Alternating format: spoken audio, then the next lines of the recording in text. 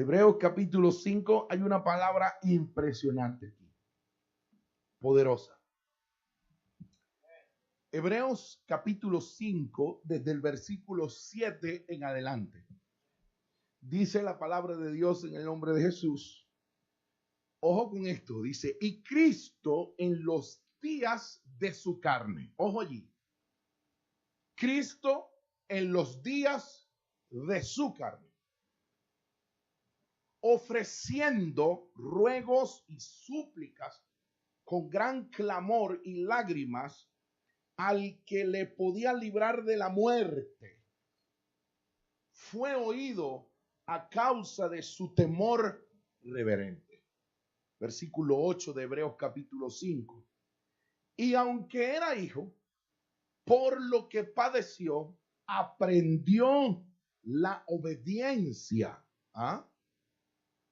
Versículo 9. Y habiendo sido perfeccionado, vino a ser autor de eterna salvación para todos los que le obedecen. Te damos gracias, Padre bueno. Gracias, Hijo. Gracias, Espíritu Santo. Dígale, Espíritu Santo, afirma lo que es tuyo en mí. Quita lo que no sirve y añade lo que no existe. Dígale, Espíritu Santo, afirma lo que tú has puesto. Quita lo que estorba, lo que no sirve y añade lo que no existe. Soy tu discípulo, quiero aprender en el nombre de Jesús. Hay una palabra que la hemos usado por muchos años y la decimos y la creemos. Y dice así: someteos pues a Dios. Resistid al diablo y de vosotros huirá. La palabra someterse ahí significa una acción, una actitud de obediencia. Resistir no es aguantar que el diablo nos dé palo, es hacerle frente. ¿Con qué? Con la obediencia.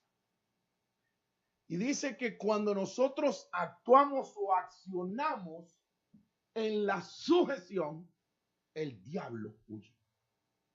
¿Correcto? Bueno, fíjense ustedes. Dios dice, yo voy a salvar a esta gente. Fueron echados del huerto, perdieron la gloria, fueron destituidos de la gloria de Dios, destituidos de mi gloria.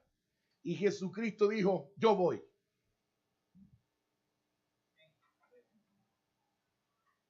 Vamos a entender el asunto de que Cristo en los días de su carne. Vamos a ver la profundidad de la obediencia de Cristo. El poder de esa obediencia. Si tienen algo suavecito ahí, un pianito, algo que pueda, que no tenga voz, sino algo dulce, suave. Oiga bien, preste atención a lo siguiente, queridos hermanos. ¿No era más fácil que Dios enviara a Jesucristo de 30 años?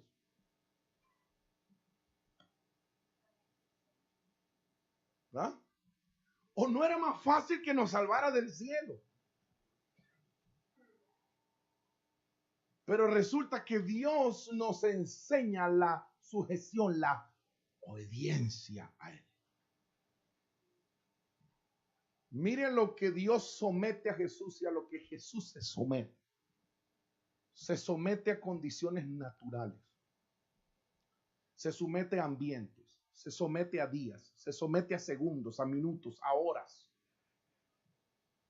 Lo primero que Jesús es sometido a obediencia es a ser convertido en una semilla puesta en el óvulo de la mujer. Y luego Jesús se somete a 9 meses como feto y como bebé. Y luego Jesucristo nace y se somete a una dependencia de su madre. Y es amamantado y es alimentado por su mamá. Y Jesucristo, a los 8 días de nacido, se somete a una circuncisión porque era judío. Y Jesucristo desde en su niñez, preadolescencia, y llega a la etapa de su adolescencia, se somete a la formación de hogar, de familia. Porque Jesús tuvo papá, mamá, hermanos, hermanas. Pero resulta que como judío tenía que someterse a una formación religiosa. Él tenía que aprender la ley. Él tenía que sentarse a los pies de los maestros, los doctores de la ley. Y es posible que así como Pablo se sentó a los pies de Gamaliel, Jesús también pudo haber estado a los pies de Gamaliel, porque era de la época. Y aprendió la ley, y comió pan sin levadura, y se circuncidó, y tomó vino, y celebró las 50 y tanto de fiestas al año. Aprendió obediencia.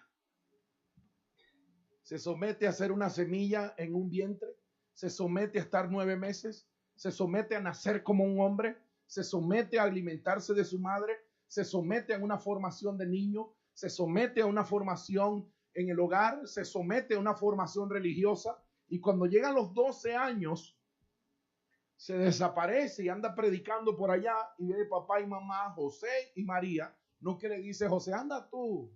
No, es la responsabilidad que tenía José porque él la aceptó. Por eso Dios escoge a José, un hombre responsable, un hombre que cree en la visión de Dios, un hombre que no hay que repetir las cosas muchas veces, sino que cuando Dios habla, obedece. Y después de cierta edad, entonces José dijo, Jesús, dígame, papá, ahora le toca la formación profesional. Y ya usted vino a ser una semillita en el vientre de su mamá. Fuiste creciendo por 9 meses, te hablábamos, te cantábamos, el Salvador, declarábamos lo que Dios nos dijo sobre ti. Te sometiste a eso. Te sometiste a un parto. Naciste. No pudiste caminar igual que cualquier niño. Aprendiste a ser hijo y hermano. Tuviste una formación de casa. Has tenido una formación religiosa. Y ahora te toca una formación profesional.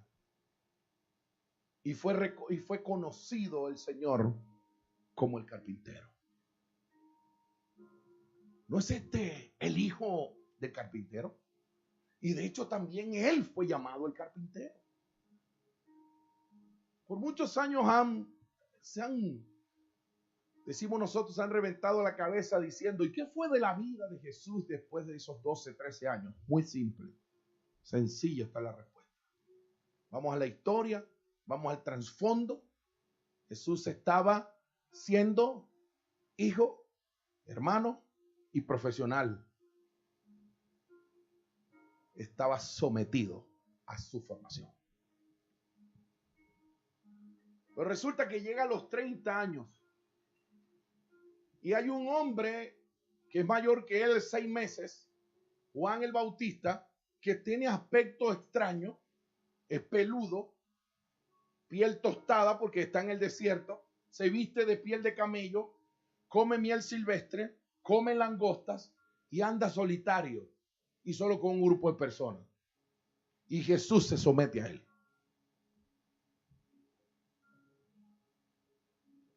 Entonces se acerca a las aguas del Jordán y cuando Juan lo ve, reconoce la autoridad y le dice, no, pero tú tienes que bautizarme a mí. Jesucristo no con ninguna ínfola de arrogancia ni de altivez dijo, la verdad que tú tienes razón, Juan.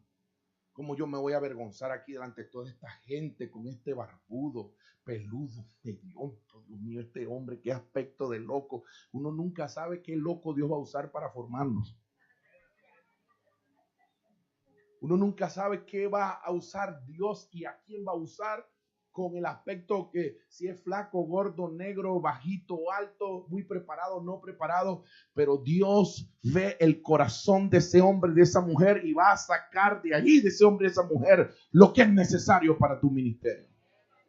Jesucristo dijo, ya no soy semilla, ya no soy niño, ya no tomo leche, ya el tiempo de formación de hogar se terminó, el tiempo de la formación religiosa se terminó. el tiempo de la formación profesional se terminó, ahora viene mi tiempo de llamado de ministerio. Y ve a Juan y le dice, no, Juan. Ni siquiera le dice a Juan, haz lo tuyo, trabaja tú eres profeta. ¿Acaso tú no sabes que Dios habló de ti? Que tú eres la voz en el desierto que prepara el camino del Señor. Hazlo, eres tú que tienes que hacerlo. No. Jesucristo le dijo a Juan, Juan, nos conviene que cumplamos toda justicia. Jesús tenía muy claro lo que era la responsabilidad individual y la responsabilidad colectiva.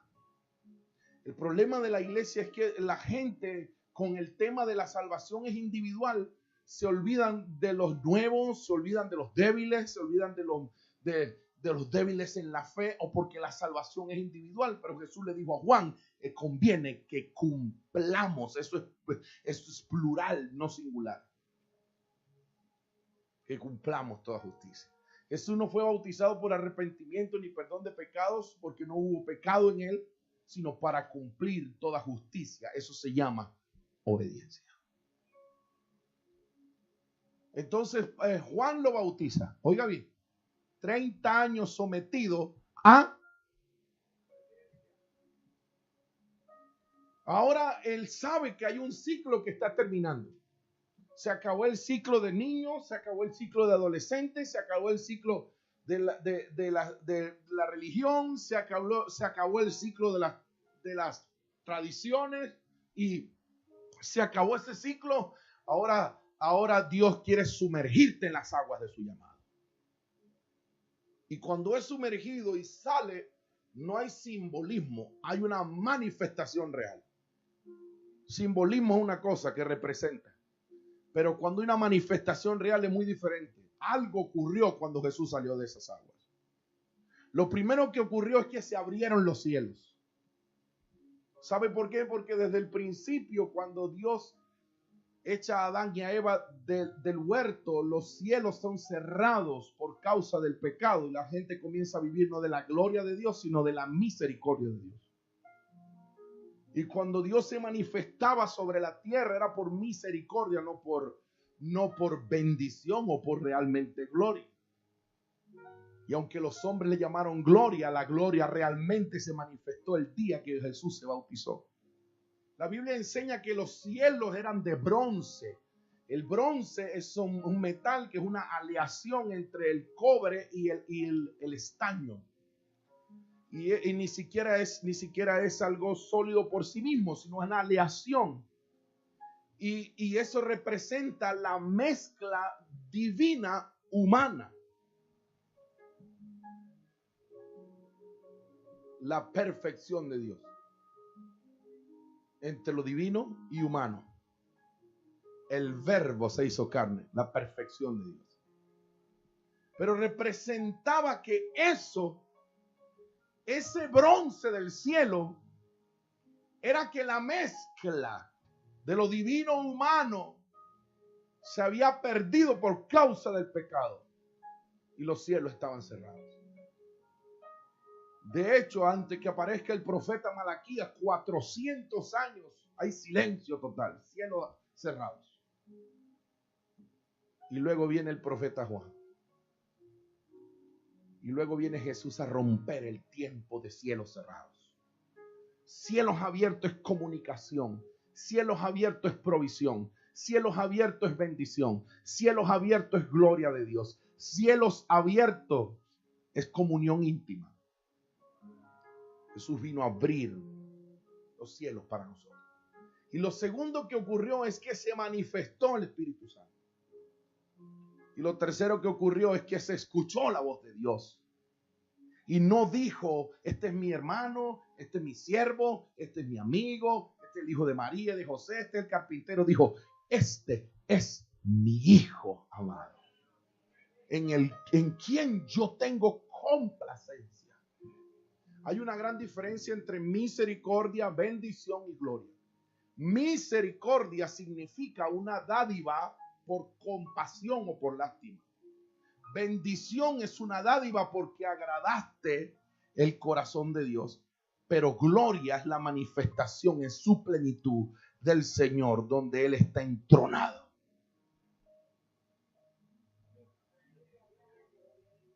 Usted tiene 2 hijos y uno en la semana, uno se portó bien, el otro se portó mal. Y tiene un viaje al parque planeado. Los 2 van al parque, pero no con la misma condición. Uno va por misericordia y otro por bendición. Y a uno lo llevan al parque y lo sientan en la silla y le dicen, siéntate. Vas a ver a los demás disfrutar. Vas a estar cerca de mí, pero solo sentado viendo. Eso se llama misericordia. Te llevaron por compasión. Pero al otro que se portó bien le dice, juega, hijo, come, haz lo que quieras, porque alegraste mi corazón. Eso es bendición. Cuando Dios está hablando de Jesús, este es mi hijo, está diciendo, este es el hombre que se sometió a todos los procesos. Nadie que quiera una transición en su vida y no se someta a los procesos que transforman, no lo podrá ver. No hay transición si no hay transformación. No hay transformación si no hay un proceso. Y el proceso de la circunstancia en nuestra vida que no entendemos, la podemos vencer solo con obediencia. Entonces, cuando Jesús se somete a todas las condiciones naturales y ahora se somete al agua y ahora está listo para iniciar su ministerio. Y ahora dice la Biblia que el Espíritu lo impulsa al desierto. Lo impulsa. Y en el desierto venció varias cosas.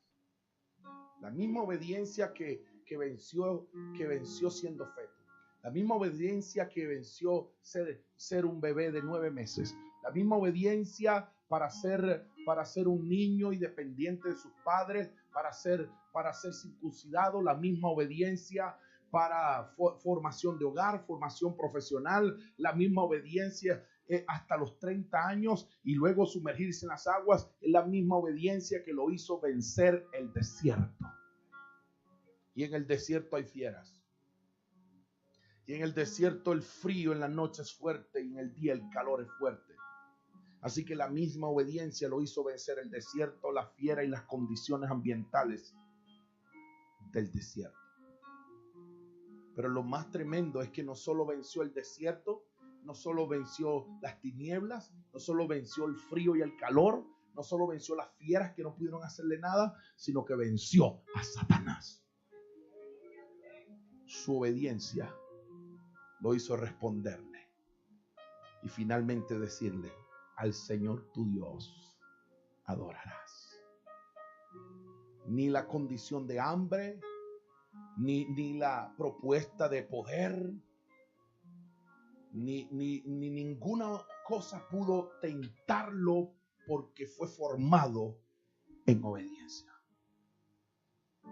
Cumplió su ministerio. Después que bajó del desierto, vencer la tentación, dijo, ahora yo soy el ungido, y estoy ungido, tengo el poder de Dios. Satanás huyó, lo puedo hacer solo. No, dijo, voy a empezar a llamar gente porque solo no lo puedo hacer.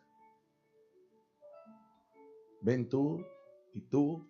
Y fue llamando a sus discípulos, a los cuales formó, y luego los ungió como apóstoles, y se cumplió el propósito de Dios. Lo más tremendo que la obediencia de ese feto, la obediencia de ese niño, la obediencia de ese adolescente, la obediencia de ese joven adulto, la obediencia de las aguas, la obediencia en el desierto, que venció el desierto, las fieras, las condiciones ambientales, es la misma obediencia que lo llevó a la muerte. Y esa misma obediencia hizo que venciera la muerte, al mismísimo infierno.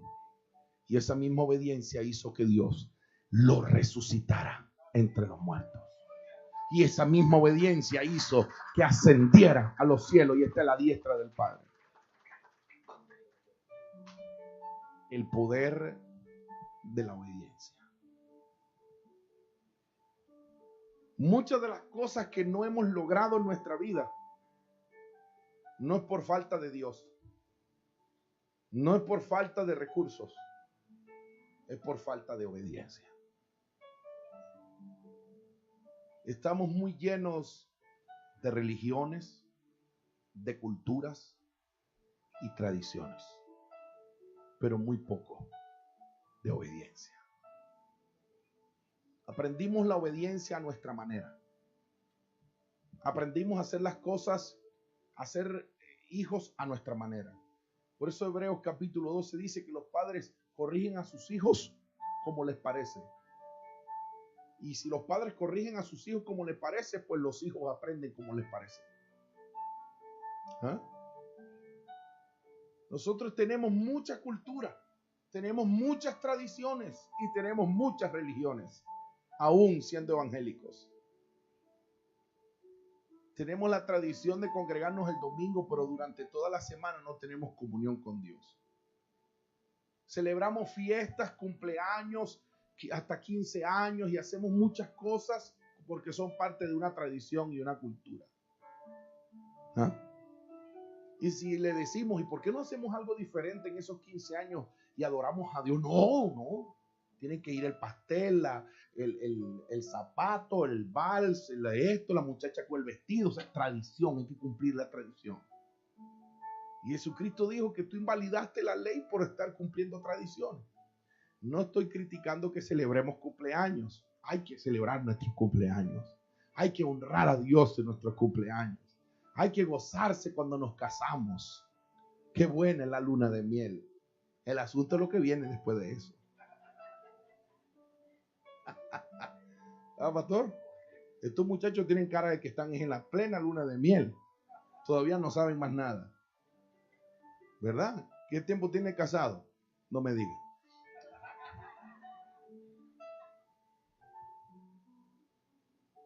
Si tan solo pudiéramos pensar un poco en cuánta obediencia a Dios necesitamos, estaríamos dispuestos a hacer lo que Dios quiere. Y quiero cerrar con esto. 2 minutos, pastor. Yo nací en un hogar donde mi padre era un empresario, mi mamá también. No éramos millonarios, pero vivíamos cómodos. Mi hermana y yo solamente éramos parte de esta familia, 4 personas, mi hermana y yo, mis padres. Mi hermana se enfermó, mi mamá también, y así vinimos todos al Señor. Y yo vine al Señor a los 16 años, fui el último que llegué en mi casa, y los últimos serán primero. Cuando crecí un poco en las cosas del Señor a los 17 años, 18 años, Dios hizo un milagro porque yo no cantaba ni el cumpleaños feliz. Entonces Dios me llamó a una montaña, tenía yo 17 años, tengo un libro que hablo de eso, mi testimonio se llama. Y Dios se me presentó en esa montaña, tengo tiempo para más. Y después que me dio promesa y todo lo que se ha ido cumpliendo, me dijo, ¿qué quieres que te dé? Yo le dije, yo quiero que me des canto. Si tú me das música y voz, yo lo voy a hacer para ti. Porque desde niño fui muy acomplejado porque no podía cantar nada. Y yo solo movía la boca cuando cantaba en el cumpleaños, ¿verdad? Pero yo sentía que era un niño y un joven que no tenía nada que ofrecer, a pesar que estaba rodeado de muchas cosas. Y Dios me llama a la montaña y transforma mi vida. Bajé de esa montaña cantando. Menos de 2 años estaba dando mi primer concierto con casi 500 personas. He escrito más de 100 canciones. He hecho más de 5 producciones. Estoy escribiendo varios libros. Yo no he hecho nada de eso, solo ha hecho Dios. A los 18 años me mandan de misionero a República Dominicana. Yo tenía un negocio ya a los 17 años, producía. Usaba el carro de mi papá, tenía la novia, tú sabes. A los 18 años me mandan a República Dominicana. Estuve 4 meses. De regreso, me unge como pastor de jóvenes, más de 200 y algo de jóvenes. La iglesia era muy grande, la que yo me levanté. A los 20 años me unge como el primer evangelista de mi ciudad, el más joven, y empiezo a predicar por toda Venezuela, con más de 13, 14 estados, de 23 estados de nuestro país. Fui a los indios, guaraos, ahí aprendí varias palabras y aprendí un canto que dice, Mara Isaya, Cocotuca, Mobonea, Masanetaya, Maya Oroya, Mara Isaya, Cocotuca, Mobonea, Oco, Agua y Jesús. Mara Isamobonea, Mara Isamobonea, Mara Isamobonea, Agua y Jesús. Yo tengo un amigo que me ama. Y aprendí a hablar con ellos, dame comida, agua, tengo sed. Y de 24 familias ganamos más de 15, 16 familias. Bautizamos más de 20 personas. Y fue una experiencia maravillosa. Y luego, estando con mi esposa con un proyecto de levantar, nos habíamos casado ya, levantar una microempresa, el Señor nos llama a Honduras. Y nos fuimos a Honduras y estuvimos 3 años. Dejamos todo, y nos fuimos a Honduras. Y estando en Honduras, el Señor nos manda a Estados Unidos. Porque de Centroamérica o Suramérica para Estados Unidos, eso es de Dios. Pero de Estados Unidos para allá, que el Señor reprende al diablo. Y más si está Chávez o Maduro, peor todavía, que ya se está pudriendo ya. Así que uno no necesita mucha confirmación cuando viene de allá para acá. De aquí para allá necesita 3 años, Señor, confírmamelo, confírmamelo, confírmamelo. Allá le habla una sola vez, la mitad de una sola vez, y eso es de Dios. Y nos trajo el Señor para acá, era de Dios. Pero cuando el Señor me dijo, tienes que regresarte a Honduras, necesité 7 confirmaciones. 50 estados para mí solo, levantar negocios, escribir canciones, grabar muchos discos, escribir libros, viajar por todo Estados Unidos. Y Dios me estaba diciendo, dame todo eso.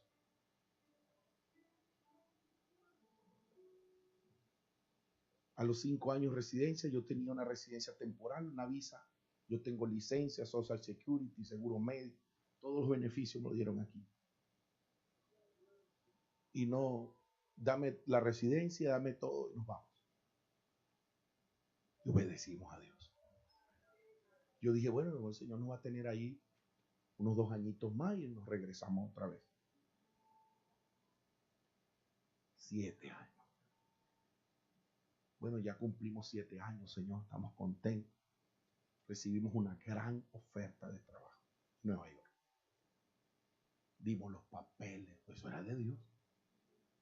Una cantidad enorme de dinero para empezar, un salario enorme, íbamos a ser parte de una directiva, un ministerio muy grande.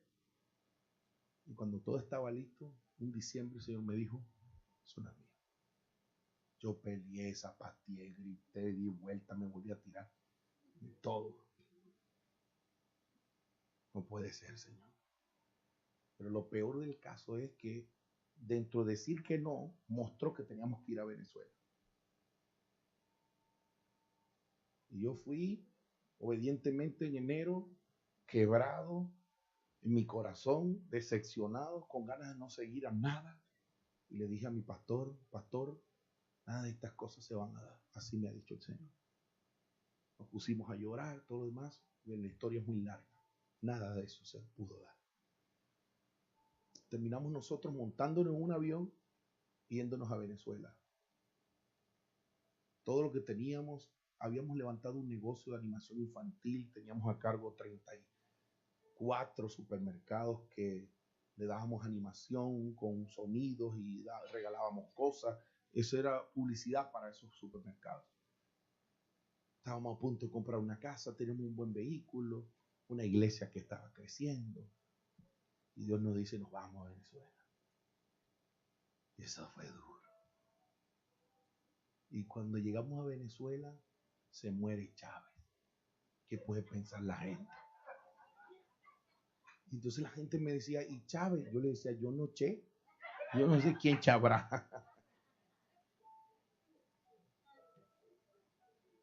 Todavía llegué a Venezuela y yo sentado a mis hijos en nuestro altar familiar, porque oramos todos los días. Hijo, no se preocupen, vamos a obedecer a Dios este año, que el otro año nos vamos. Vamos para 6 años. Al tercer año, me arrepentí, le pedí perdón a Dios, le pedí perdón a mi familia y le dije, perdóname. porque casi todos los meses les decía que nos íbamos. Y el próximo año nos vamos. Para el tercer año dejé de decir nos vamos y una vez más le dije, Dios, quiero hacer tu voluntad. Hoy tenemos una iglesia de más de 200 y algo de personas, vienen diferentes ciudades. Tengo un equipo de más de 20 personas, ministros que hemos preparado, hemos ungido. Y Dios está haciendo cosas impresionantes. Dios nos ha dado nuestra casa, Dios nos ha dado nuestro vehículo, nos ha dado terrenos, estamos levantando una fábrica de bloques, estamos levantando una granja de gallinas para que pongan huevos. Un pastor de aquí de Los Ángeles fue y compró terrenos, invirtió, compró vacas, toros y lo puso en nuestras manos para administrarlo, nuestra gente. Y somos una de las iglesias en nuestra ciudad que estamos dando comida todas las semanas a los ancianos y a los más necesitados. No quiero decir esto para jactarme, pero tengo mucha gente añadida en mi cuenta, mi esposa y yo, todos los lunes o jueves, a los necesitados, gente que están trabajando en el Señor, ancianos que no pueden trabajar. Y lo que hemos visto que la obediencia es tan poderosa que aunque se han levantado enemigos en contra de nosotros, no han podido en 20 años que tenemos juntos y en 27 años que le he dado mi vida al Señor. ¿Puede ponerse en pie, por favor? Lo que pasa es que cuando uno predica el reloj se para a las 9.